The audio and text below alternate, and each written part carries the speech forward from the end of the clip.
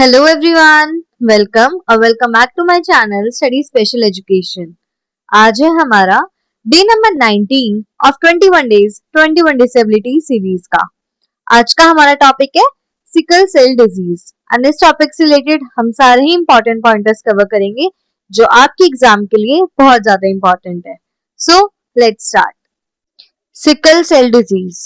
Sickle cell disease is a hemolytic disorder characterized by severe blood loss, painful events, and various complications that result from damage to associated tissues and organs. तो हमें क्या समझ आया कि जो आपकी sickle cell disease है ये एक हिमोलिटिक डिसऑर्डर है जिसमें आपका बहुत ज्यादा ब्लड लॉस होता है, बहुत पेनफुल इवेंट्स होते हैं आपके साथ एंड आपके बहुत ज्यादा कॉम्प्लिकेशंस हो जाती हैं आपके टिश्यूज एंड ऑर्गन्स में।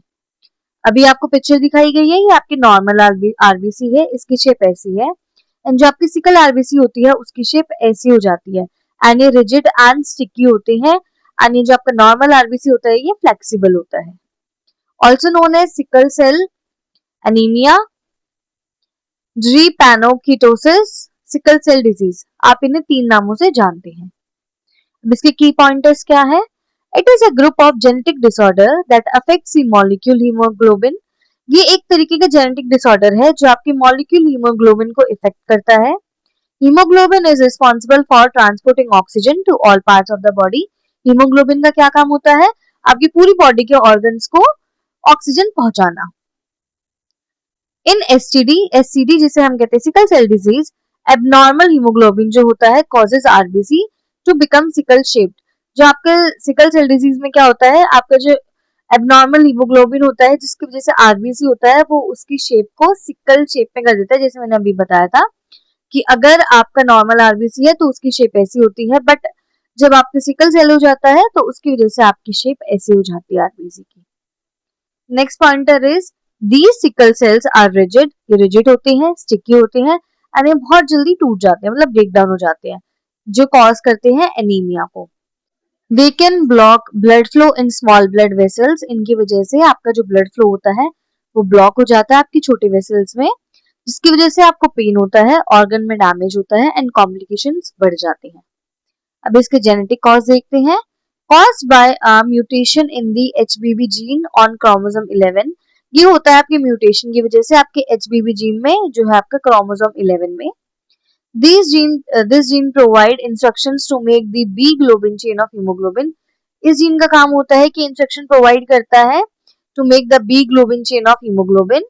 Mutation a single base substitution, एक सिंगल बेस सब्स्टिट्यूशन होता है, जी से ये GT में ट्रांसफर हो GT में ट्रांसफर हो जाता है at 6 position of B globin gene.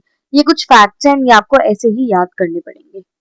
इसकी वजह से क्या रिजल्ट होता है, आपका ग्लूटामिक एसिड जो होता है वो रिप्लेस हो जाता है valine in B globin chain. Abnormal HB form हो जाता है हीमोग्लोबिन एस में जो है आपका HBS instead of normal haemoglobin जो है आपका एचबीए। अब हमें बताया गया है नॉर्मल हीमोग्लोबिन जिसे हम एचबीए कहते हैं, जो आपका एबनॉर्मल है जिसे हम एचबीएस कहते हैं। Mode of 2 chains plus 2 B chains. B chains has glutamic acid. RBCs are round, flexible and live 120 days. So ये था कुछ आपके नॉर्मल हीमोग्लोबिन के पॉइंटर्स। अब नॉर्मल वाले के क्या है, B chain है, has valine instead of glutamic acid, causes polymerization of HBS when O2 is low. HBCs become sickle shape, वो sickle shape की हो जाती है, fragile हो जाती है। RBCs only live for 10 to 20 days, ये 10 से 20 दिन के लिए जीते हैं।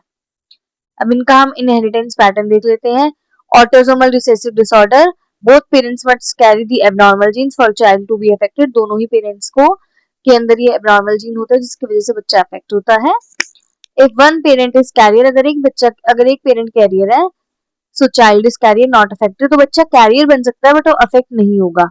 इफ बोथ आर कैरियर, सो 25% बच्चे अफेक्ट होते हैं, 50 कैरियर बनते हैं एंड 25 नॉर्मल रहते हैं।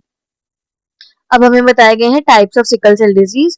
सबसे पहला है HBSS डिजीज जो कि बहुत कॉमन है, इन सीवियर फॉर्म है। HBSC डिजीज, ये माइल्डर फॉर्म होता है इसका। HBSB thalassemia, varies in severity में वेरी करता है ये। HBSG, HBSE एंड HBSO, ये बहुत रेयर फॉर्म्स होती है सिकल सेल डिजीज की। HBSS होता है आपका सिकल सेल एनीमिया, HBSC होता है आपका sickle cell disease and HBSB होता है आपका sickle cell beta thalassemia. So ये कुछ आपके इंफॉर्मेशन है, इसे आपको याद रखना है, ये आपसे पूछा जा सकता है इन द एग्जाम। अब हम समझते हैं पैथोफिजियोलॉजी क्या होता है एंड ये कैसे होता है। When deoxygenated HBS molecules stick together to form long rods, जब आपकी जो SBC के मॉलिक्यूल्स होते हैं ये एक दूसरे के साथ स्टिक हो जाते हैं, चिपक जाते हैं एंड वो लॉन्ग रॉड्स में कन्वर्ट हो जाते हैं, जिसे हम पॉलीमर्स कहते हैं। These rods distort RBCs into a sickle shape। ये जो रॉड्स है ये डिस्टॉर्ट होकर RBC को सिकल शेप में कन्वर्ट कर देते हैं। Sickled RBCs are very flexible. ये जो आपके सिकल्ड आरबीसीज है बहुत फ्लेक्सिबल होती हैं। Can block blood flow in small vessels and ये आपका ब्लड फ्लो भी रोक दे सकती है स्मॉल वेसल्स में। दे ब्रेक डाउन फास्टर, ये बहुत जल्दी टूट जाती है जिसकी वजह से आपको एनीमिया हो जाता है। Body organs get less oxygen, आपकी बॉडी ऑर्गन्स को बहुत कम ऑक्सीजन मिलती है जो कि पेन एंड डैमेज कॉज करती है आपको। अब हम इसके फीचर्स देख लेते हैं। Anaemia, painful crisis, frequent infection, delayed growth and development, आपका ग्रोथ भी बहुत डिले रहता है, डेवलपमेंट भी, आपको जॉन्डिस हो सकता है, स्वेलिंग हो सकती है हाथ में और पैरों में, विजन की प्रॉब्लम हो सकती है, प्रियापिज्म जिसे हम कहते हैं, painful erection in males, and यहाँ आपका स्ट्रोक इन सेवियर केसेस, बहुत केसेस में आपको स्ट्रोक भी लग सकता है। इसके कॉम्प्लिकेशन है वैसो ऑक्यूलोसिव क्राइसिस जिसे एक पेन एपिसोड कहते हैं, acute chest syndrome, stroke, splenic aplastic crisis, leg ulcers, kidney problem, gallstone and pulmonary hypertension। ये है कुछ इसके कॉम्प्लिकेशंस। अब हम इसका डायग्नोसिस समझते हैं कि डायग्नोसिस में गिवन है complete blood count CBC, low HB, low RBCs, peripheral blood smear, sickle shaped RBCs, sickling test, sodium का कुछ सॉर्ट ऑफ टेस्ट होता है ये, HB एंट्रो फोरेसिस जो कंफर्म करता है HBS को, DNA analysis for carrier detection. ये है कुछ आपके diagnosis.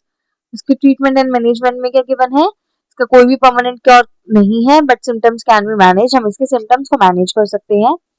Folic acid supplements, pain management, hydration, antibiotics देना है, ब्लड ट्रांसफ्यूजन होना है in severe anaemia, hydroxyurea, bone marrow and stem cell transplant. So ये है कुछ आपके ट्रीटमेंट एंड मैनेजमेंट जिसे आपको एज इट इज याद करना है, मतलब this chapter is more related to your biology and इसके फैक्ट्स आपको एज इट इज ही याद करने पड़ेंगे। कुछ इंपॉर्टेंट पॉइंटर्स गिवन है एग्जाम के, इसे समझ लेते हैं। जो आपका autosomal recessive disorder, mutation in HBV genes, chromosome 11 में होता है ये। Abnormal HBS, valine replaces glutamic acid, sickled RBCs, less oxygen, pain and organ damage. No permanent cure, management is the key. So that's it from this chapter. आज शाम को हम इसके PYQs करेंगे. So thank you for now and please subscribe my channel.